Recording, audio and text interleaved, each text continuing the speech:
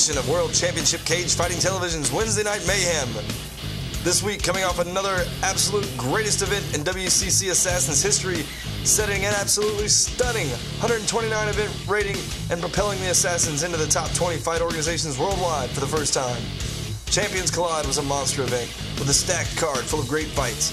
This week, we're going to do things a little different and look forward to next week's event with a special appearance by one of our main event fighters and an old friend and former assassin, now with Modern Gladiator League, but back to avenge his only loss, Eduardo Dudu.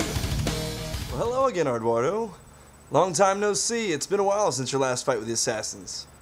Back then, we were Assassins Fight Club, and as we've evolved as org, it looks like you've evolved as a fighter. Both of us seem better for the change, wouldn't you agree? No doubt. It seems like such a long time ago, but I began my career with Assassin's Fight Club. Dudley Do-Right ran the show back then. He always did a good job. You've definitely taken it to another level.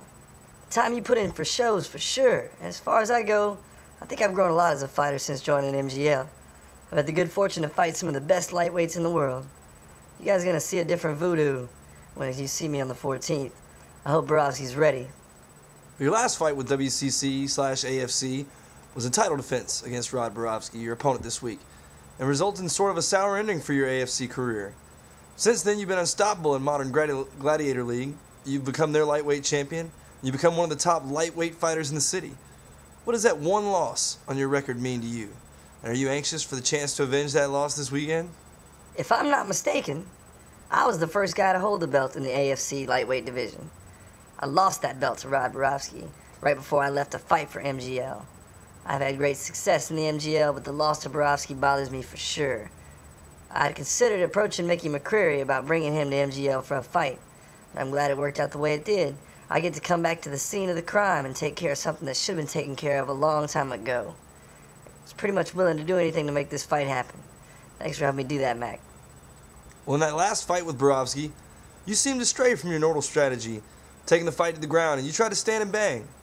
Hindsight, of course, is always 20/20, but are you a little regretful at all of that strategy, and will you be making adjustments to the way you fight him this weekend? Yeah, it was a bad strategy. I was inexperienced, and my manager was even less experienced as well. Up to that point, Borowski was the best BJJ guy I had faced. I think I was a little intimidated, and I thought I would win that fight on my feet. Since that loss, I've realized that you take the fight to where your strength is, not take it to your opponent's weakness. That said, I'm much better on my feet than I was the first time around, so I may just employ the same strategy again. This time I'll have the tools to be successful. Well, it's been great chatting with you, old friend. Good luck this weekend in WCC IX Vengeance.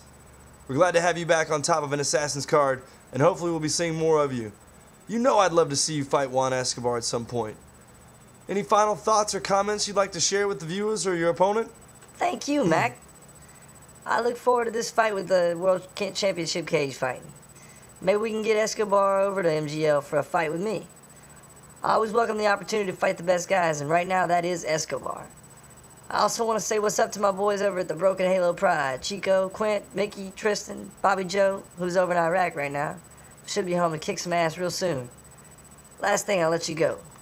Everybody get your asses over to Hell's Balls Fightwear. He's having a closeout sale, and everything in the store is $25. Take care, Mac.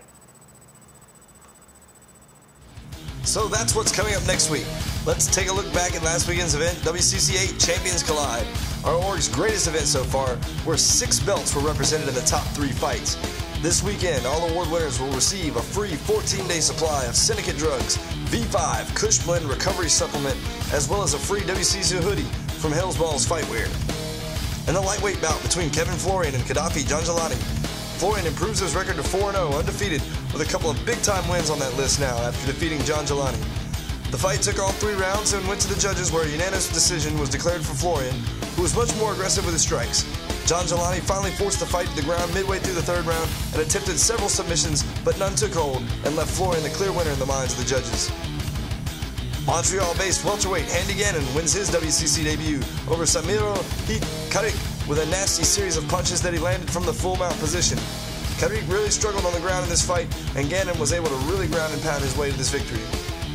In the first title fight of WCC VIII, Lee Matagwa was unsuccessful in his light heavyweight title defense against a very impressive John Henry Irons. Irons withstood the early storm. Motagua landed a right hand in the opening seconds of the fight that almost ended it right there, leaving Irons dazed and confused on his feet. Irons somehow recovered from that blow and went on to control this fight, taking Motagua to the ground in the second round and eventually gaining the back and sinking in a rear naked choke that the champ just could not escape. Congratulations to John Henry Irons, the new WCC Light Heavyweight Champion, and also winner of the night Submission of the Night award. Absolutely, our most hyped fight of the night was the heavyweight bout between WCC champ Vladimir Drago and Modern Gladiator League champ Bud Diesel. Diesel never gave Drago a chance in this fight and dropped Drago in less than 20 seconds with a vicious series of punches that dropped our champ, forcing a referee stoppage. Diesel wins our Knockout Night of the award and goes home with the free WCC gear from Hell's Balls, as well as the free subs from Syndicate Drugs. In our main event, which ended up being our fight of the night, WCC's 145 and 155-pound champions, Fire Asher and Juan Escobar, go at it in the first of a series of fights that will put both belts on the line. WCC VIII put Escobar's lightweight belt on the line, and Escobar really had to fight to keep this belt this night. The two grapplers were on the ground early, and the chess match of jiu-jitsu ensued, with both fighters fighting to gain the position and always looking to find a submission. Escobar found his opening in the opening minute of the first round when he reversed out of Asher's dominant position and landed on Asher's back, where he took no time in sinking in the hooks and forced Asher to tap from the rear naked choke. So Escobar keeps his belt and will now fight Asher again, but next time at 145, where Asher's belt will be on the line. That fight is scheduled for December 6th in WCC 12 Nightmare on High Street. So that was WCC VIII. What an event!